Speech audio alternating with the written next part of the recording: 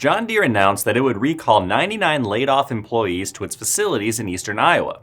The workers will report to the machinery manufacturer's Davenport and Dubuque Works sites starting in mid-February. The decision came one day after President Donald Trump announced in Clive, Iowa, that John Deere planned to establish a parts distribution center near Hebron, Indiana, and add an excavator factory to its campus in Kernersville, North Carolina. Scheduled to open next year, the company expects the projects to create hundreds of jobs. Company executive Mark Dickson said the callbacks reflect an increase in demand across the company's construction and forestry operations. Davenport Works will welcome 75 employees to support production and utility class assembly, articulated dump truck assembly, fabrication, machining, welding, painting, and material handling.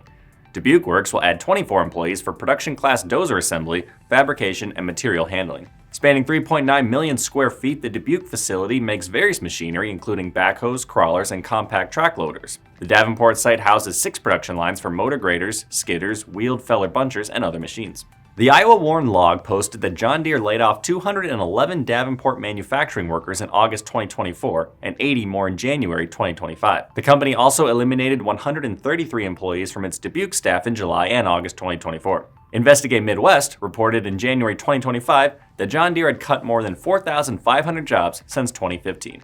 I'm Nolan Beilstein. This is Manufacturing Now.